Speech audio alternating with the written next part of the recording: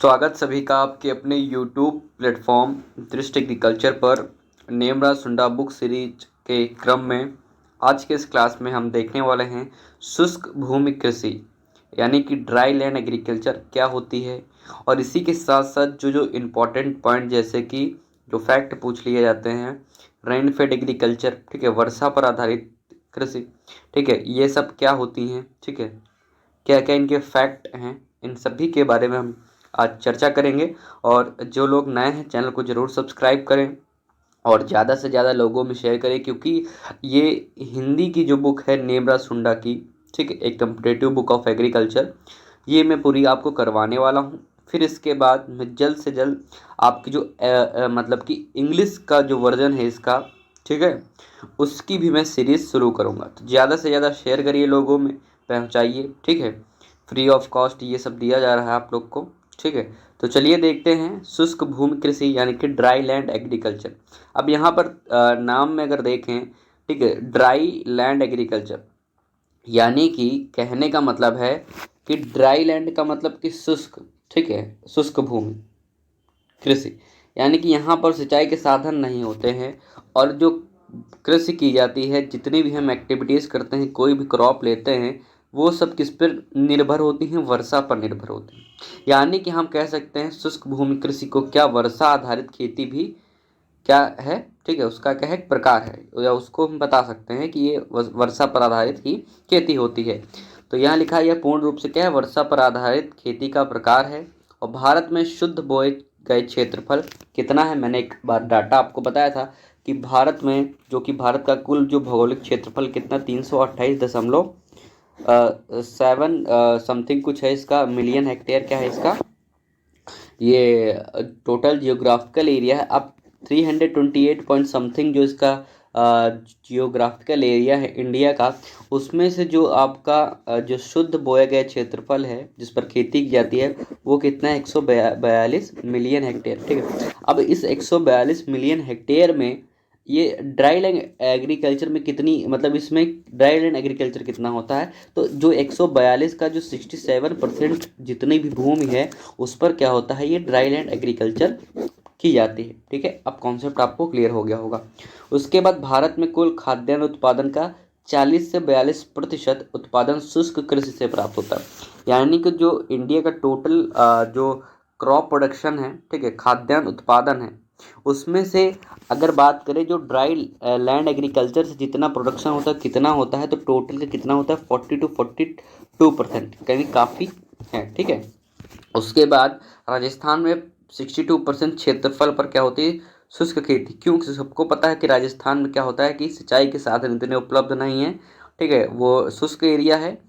तो वहाँ की अगर स्टेट की बात करें, तो वहाँ का जितना भी एरिया है किसका, राजस्थान का एरिया जो है, तो उस राजस्थान के एरिया में टोटल 62% एरिया का क्या होता है, वहाँ पर ये ड्राई लैंड एग्रीकल्चर की जाती है। उसी के साथ मोटे अनाजों चना व अरहर का 91%, तिलहन फसलों को 80% एवं दलहनी फसलों का 75% उत्पादन शुष्क कृषि से प्राप्त होता है। अब यहाँ पर आपको क्रॉप वाइज डाटा दे दिया गया है, ठीक है। मोटे अनाजों के जैसे ज्वार चना मक्का, ठीक है, और इनका और अरहर का मिला करके टोटल ये 91% पर क्या होती है, इनकी खेती हो रही है, शुष्क मतलब खेती, ड्राई लैंड एग्रीकल्चर।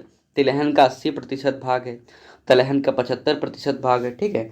उसके बाद यहाँ पर लिखा है कि वर्षा की मात्रा के आधार पर हाई ड्राई लैंड कृषि 3 भागों में विभाजित की गई है, ठीक है। यानी कि जो क्वांटिटी है, ठीक है, किसकी, जो इंटेंसिटी है मीन एनुअल रेनफॉल की, ठीक है, जो इंटेंसिटी है किसकी, मीन एनुअल रेनफॉल यानी कि वार्षिक वर्षा की जो औसतन माप है, उसके अनुसार इनको 3 टाइप से ड्राई लैंड एग्रीकल्चर को क्लासिफाई किया गया है, ठीक है। पहला क्या है, शुष्क खेती।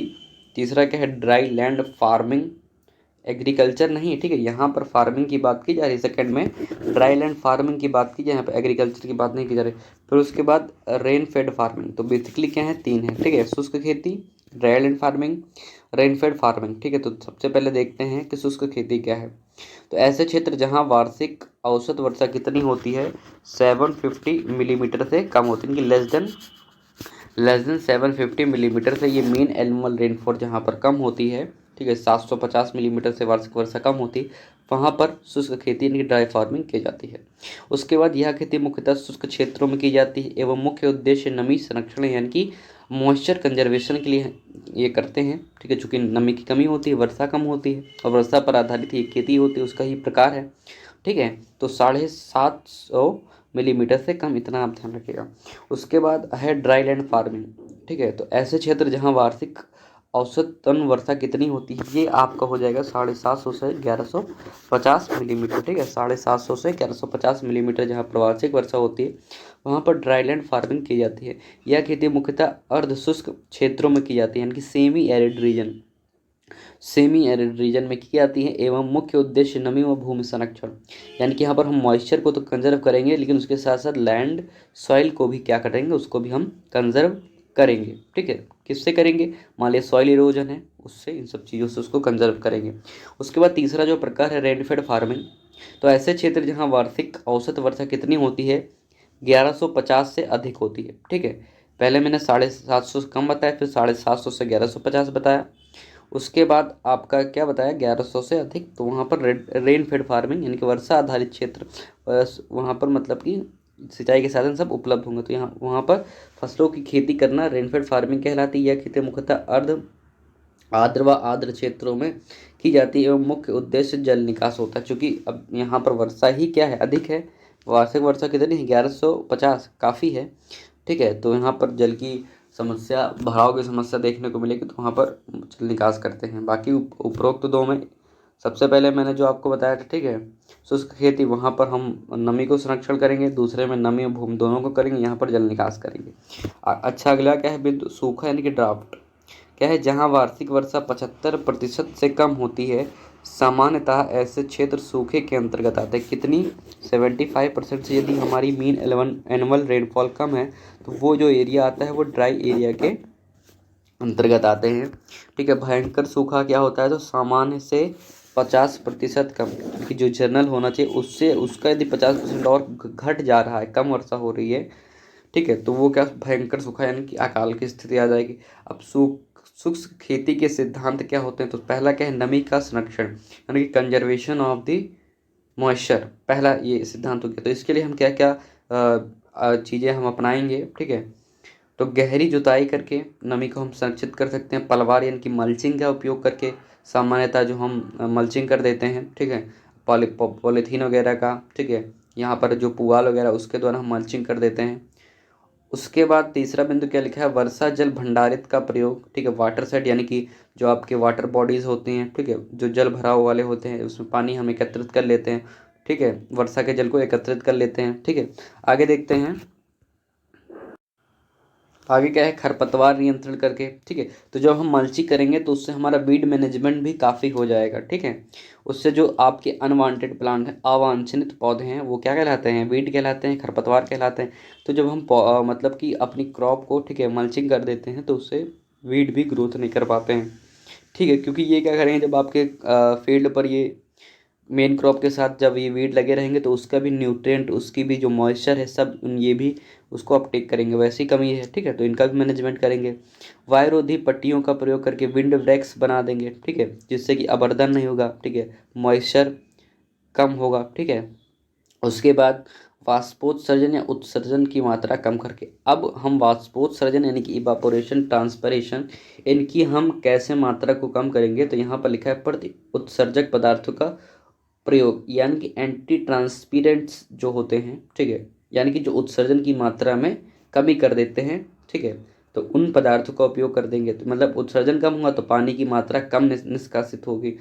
वाष्पोत्सर्जन क्या है, वाष्पोत्सर्जन एक ऐसी प्रक्रिया है, ठीक है, जिसमें पौधे के वायु भाग से, यानी कि एरियल पार्ट से, ठीक है, जैसे आपका तना हो गया, ठीक है, पत्ती हो गई, तो पौधे के वायवीय भाग से, ठीक है, आवश्यकता से अधिक जल जब पौधे क्या करते हैं, निष्कासित कर देते हैं, ठीक है, तो वो वाष्पोत्सर्जन कहलाता है। ठीक है, सामान्यतः 1% उसका उपयोग करते हैं, जितना वो लोग यूटिलाइज करते हैं सॉइल से, बाकी 99% वो क्या करते हैं, आप बाहर निकाल देते हैं, तो वो हमें बचाना है, तो उसके लिए हम एंटी ट्रांसपेरेंट्स का उपयोग करेंगे। तो ये सब वे पदार्थ होते हैं जो पौधे में उत्सर्जन की मात्रा कम करके पौधे में नमी संरक्षण का काम करते हैं। ये मुख्यतः 4 प्रकार के होते हैं। पहला है रंध्र बंद करने वाले मतलब कि एंटी ट्रांसपेरेंट, यानी कि जो स्टोमेटा होते हैं बेसिकली आपके जो रंध्र होते हैं उन्हीं के द्वारा क्या होता है, ट्रांसपिरेशन होता है। ठीक है, तो रंध्र को बंद करने वाले कौन कौन से पदार्थ, तो ये पदार्थ पौधों की पत्तियों के रंध्रों को, इनके स्टोमेटा को बंद करके जल निकास की हानि कम करते हैं, जैसे PMA, ठीक है, @10⁴ फफूंदीनाशी,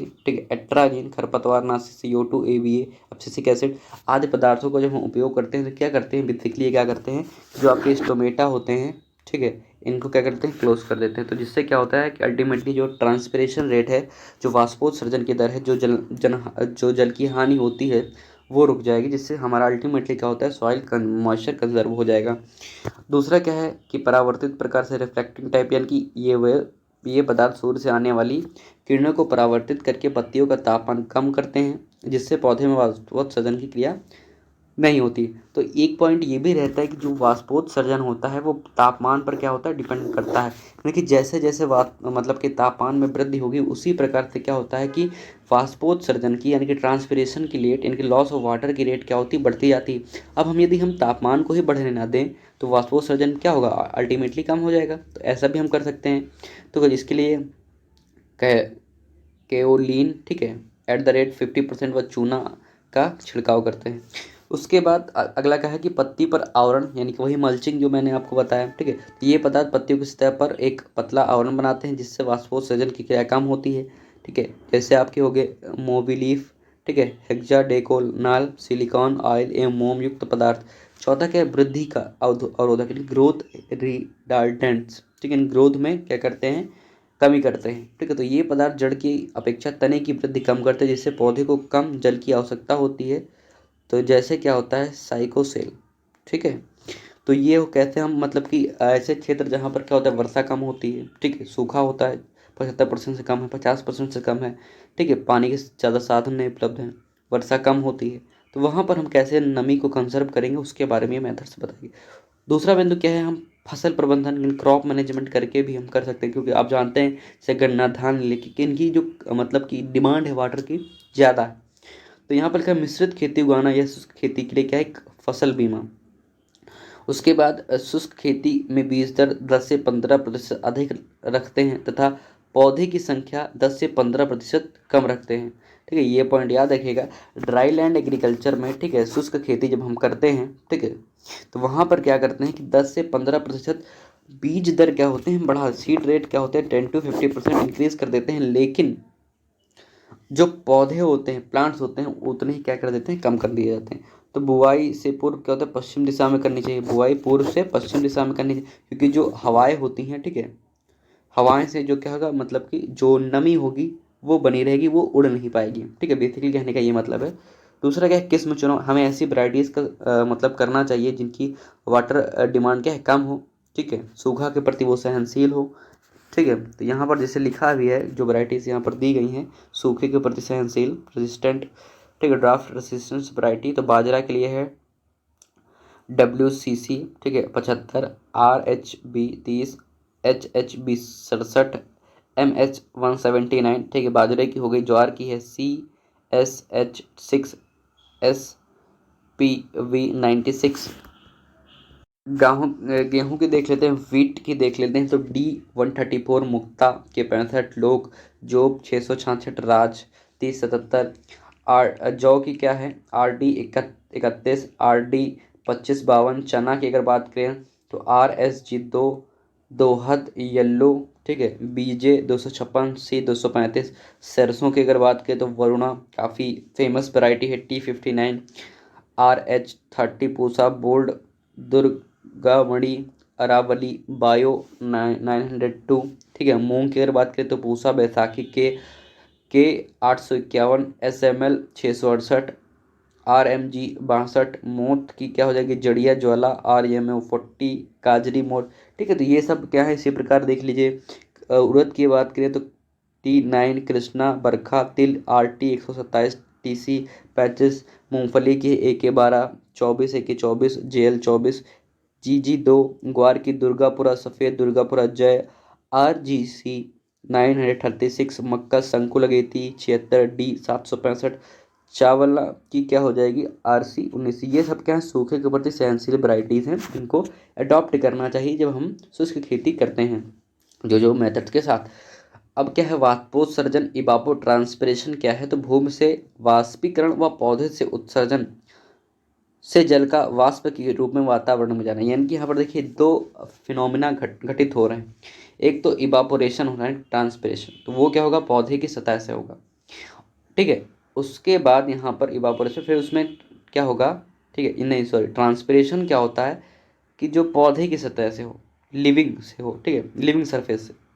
इवापोरेशन में क्या होगा, भूमि की सतह से होगा। तो दोनों से क्या होता है, मिलता है, इसलिए इसको क्या करते हैं, इवापोरेशन कहते हैं, इवापो ट्रांसपिरेशन। उसके बाद पौधों के दिए गए कुल जल की मात्रा का 99% क्या निकाल देते हैं, 1% ही यूज़ करते हैं। जैसे कि मैंने आपको पहले बताया, वाष्पोत्सर्जन द्वारा होने वाले जल की हानि के ऊपर उत्सर्जन कारक मल्चिंग व वायु अवरोधक पट्टियों द्वारा कम कर लिया जाता है, जैसे कि मैंने आपको पहले बताया था। वाष्पोत उत्सर्जन अनुपात क्या होता है, ठीक है, इवापो ट्रांसपिरेशन रेशियो। तो 1 किलो शुष्क पदार्थ पैदा करने के लिए पौधे द्वारा वाष्पोत्सर्जन में चाही गई कुल जल की मात्रा, वाष्पोत्सर्जन अनुपात, यानी कि 1 kg, ठीक है, 1 kg आपको ड्राई मैटर बनाना है, तो उसके लिए पौधे ने, ठीक है, उसके लिए पौधे द्वारा, ठीक है, पौधे द्वारा वाष्पोत्सर्जन चाही गई कुल, उसके लिए जो वाष्पोत्सर्जन में पौधे से कितनी मतलब पानी की मात्रा निकाली गई, उसका जो रेशियो होता है वो सब क्या, वो कहलाता है वाष्पोत्सर्जन अनुपात, ठीक है। वाटर सेट क्या होते हैं, वाटर बॉडीज, इसमें वाटर का, उसको वर्षा के जल को संरक्षित करते हैं। तो यह एक क्या है, जियो हाइड्रोलॉजिकल प्रक्रिया है। भूमि का ऐसा क्षेत्र जिसके जिसके वर्षा जल बहाव को एकत्रित कर एक बिंदु से निकाल कर नदी आदि में छोड़ा जाता है। अब यहाँ पर हम वाटर सेट के प्रकार देख लेते हैं। तो मैक्रो क्या होगा, ये आपका जो है 50,000 हेक्टेयर से क्या होगा, क्या होगा, ये कम होगा, ठीक है। उसके बाद सब माइक्रो का क्या होगा, ये 10,000 से 50,000 के बीच में आ जाएगा पर हेक्टेयर, सॉरी हेक्टेयर, ठीक है, एरिया। मिली का क्या होगा, 1,000 से 10,000 के मध्य हेक्टेयर, ठीक है। माइक्रो का 100 से 1,000, और मिनी का ये हो जाएगा 1 से 100 हेक्टेयर।